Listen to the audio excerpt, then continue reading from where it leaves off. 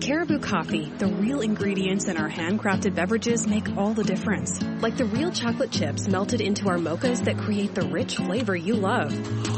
Now that's how you boo it better. Order now in the Caribou Coffee app.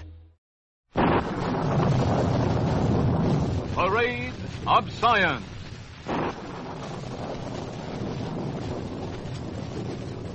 Man's condition in the years to come, human life in this atomic age, depends largely on the achievements men make today. Upon the foundations being laid by modern scientists will rest the civilization, the joys and comforts of tomorrow. Every day in every land, resolute men of science bend their efforts to new discoveries, new truths, and new applications of the knowledge man has already gained. The day-by-day accounts of their achievements are windows through which we may see a part of the future being born. Parade of Science. An Office of Science within the State Department has been proposed. Our State Department has proposed that the government assemble some of America's outstanding scientists in a federal science office, whose representatives would be attached to our diplomatic staffs in 13 world capitals, as well as the occupation forces in Germany and Japan. The recommendation was made by a special consultant to the State Department, Dr. Lloyd Berkner, who's been working since last October on a survey of what he calls the State Department's responsibilities in international science. He believes that the formation of a science office would encourage the free international exchange of scientific information, which is vital to the continued progress of science. It's a move which some circles regard as an answer to criticism by many eminent scientists that the government is, in effect, cutting off its nose to spite its face, damming up the flow of technical knowledge in the interest of military security, and thus slowing down scientific progress. At present, from 3 to 5 years sometimes elapse between the time that a scientific development is announced overseas and the time it becomes known in this country. The science office, as Dr. Berkner envisions it, would be headed by one of the nation's leading scientists, whose staff would consist of a deputy science advisor and 3 scientists representing the physical, biological, and engineering fields. The science office would continually receive and distribute reports from its representatives all over the world to bring America up to date. Dr. Berkner points to how Great Britain has preceded this country in the development of jet airliners as one example of how our scientists can be outdistanced. Here's a brief excerpt from the Berkner report to Secretary of State Atchison, which is worth hearing. Since science is essentially international in character, it provides an effective medium by means of which men can meet and exchange views in an atmosphere of intellectual freedom and understanding. It is, therefore, an effective instrument of peace. The healthy development of American science and technology that is essential to our national existence requires that American scientists have free access to and be fully aware of scientific thought everywhere, and that they join in its creation. Then Dr. Berkner added this thought. American access to foreign sources implies of necessity a two-way flow of scientific information if our access is to be anything but sketchy and difficult. We in America are dangerously prone to underestimate the importance of foreign scientific progress. Scientific developments are increasingly recognized to be essential to economic welfare, and from its economic welfare stems the political security and stability of any nation. The United States recognizes this truth, not only with respect to its own economy and welfare, but also through its programs of technical assistance with respect to the other nations of the world. By thus strengthening and bringing about self-supported economies in free nations throughout the world, this country seeks to counter the occurrence of economic depression and thus to offset the threat of communist infiltration. Those are the potent arguments of Dr. Lloyd Berkner, a special consultant to the State Department who has suggested that this government set up and maintain a science office to aid in transmitting scientific information around the world. There's a tough new plastic that may replace metal gears. The continued use of plastics is more and more becoming the hallmark of our way of life. For these man-made substances, in many respects, are replacing materials which man has used for thousands of years, wood, metal, and cloth. Now on the horizon is a plastic which is heralded as the logical replacement for metal gears. a plastic which resists wear and chemical attack, yet can be made as soft as a rubber balloon or as hard as your telephone. Its manufacturers believe that this new plastic will become one of the basic raw materials of the rubber industry. Gears made of this new plastic have been operating for longer than a year in jobs where conventional metal gears have failed in a matter of a few weeks. The new plastic will be showing up in washing machine parts, too, because of its resistance to corrosion. In electric insulation, fuel pump parts, and various automotive parts, this new plastic will soon be replacing metal. Another valuable plastic has been released for civilian use by the Army, which developed and improved it during the war. This new plastic is called Cocoon, and it's been used widely in preserving United States air and naval equipment. It forms a waterproof surface, a continuous plastic seal with none of the usual seams or overlaps. It resists fire, mold, mildew, and industrial fumes. Cocoon, which is applied as liquid and becomes a solid on contact with the air, offers new chemical protection against weather and age. Millions of dollars are to be spent in a new program to develop the metal titanium. Any time that hard-headed businessmen decide to sink several $1 million in research to study a new metal, you can be sure that they're planning to get their money's worth. And such a research program has been planned for a member of the metals family whose future seems assured. The name of this metal is titanium. And what's touched off the blaze of interest in the metal is an announcement from the United States Navy. American chemists and metallurgists have devised a titanium alloy which is superior to almost any other metal for high-temperature jobs. This new alloy contains 5% chromium, 3% aluminum, and the rest, 92%, is titanium. A brilliant future is predicted for this alloy because it combines so many important properties. It's just as tough as high-temperature steel, yet it weighs only half as much. It's almost as light as aluminum, yet it's as corrosion-resistant as platinum. This, then, seems to be the logical metal to use in the engines of jet airplanes, where high temperatures tend to warp or wreck ordinary metals. Titanium keeps its shape. And we have plenty of titanium. It's available by the ton in this country. You can see, then, why American industry is so excited by this report from the Navy's Bureau of Aeronautics. A huge titanium development program costing several $1 million is now in the works of at least half a dozen major industrial plants.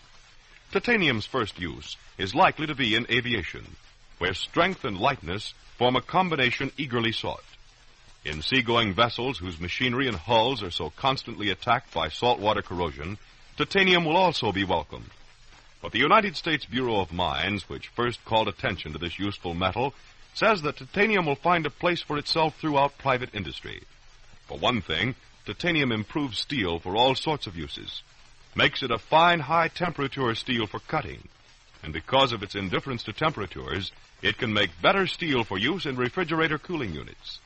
The mainsprings and hairsprings in wristwatches may soon be made of this metal, replacing the aluminum and steel wire which you'll find inside your present watch. The new metal will soon be used throughout boiler plants and in portable machine tools, which must be strong enough to do the job, yet light enough to be carried. Even in the flints which spark your cigarette lighter, there, too, titanium will find a use. This new metal, now formed into a useful alloy, is the fourth most abundant in the earth, and because of its tremendous potential value in the construction industry, it's been labeled the building material of the 21st century. Psychologists have developed some interesting new information on loss of sleep and its effect on learning. Most of us have noticed that we can sometimes lose sleep and still feel more alert mentally than with our full quota of rest. But we know that this is true only in certain cases. Knowing this fact to exist, two psychologists at the University of Kentucky recently made some interesting experiments in that field. They were Drs. Travis Rawlings and Ernest Myers. To tell us more of those experiments, we're pleased to have them as our guests by transcription today. Dr. Rawlings, just what did you do to prepare your subjects for this work? Well, we asked for volunteers of male students at the University of Kentucky, and we had 50 students that we divided into 6 groups.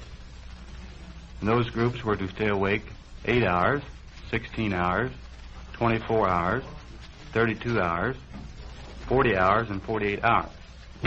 Now, we requested that they get at least 3 nights of normal sleep before the experiment started.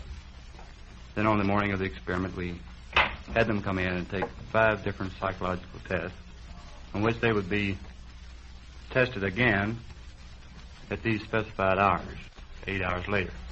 I see. And, Dr. Myers, I'll call on you to tell me what were your findings.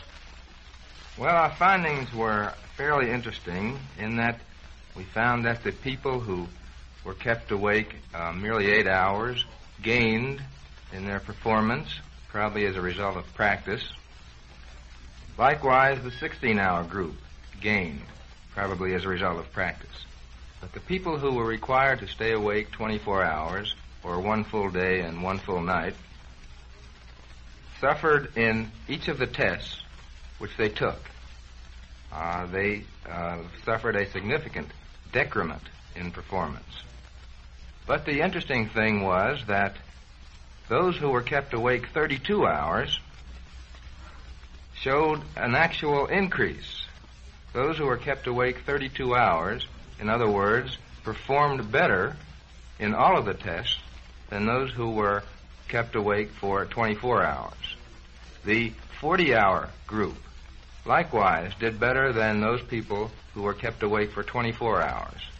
And those who were kept awake the longest period of time, 48 hours, suffered just about as much or perhaps a little more than those who stayed awake 24 hours. Well, now, Dr. Rawlings, how do you explain these unusual results? Well, there might be more than one explanation. I think probably the best explanation would be that a person who has been awake for 24 hours, this 24-hour period coming in the morning, is probably at a low ebb.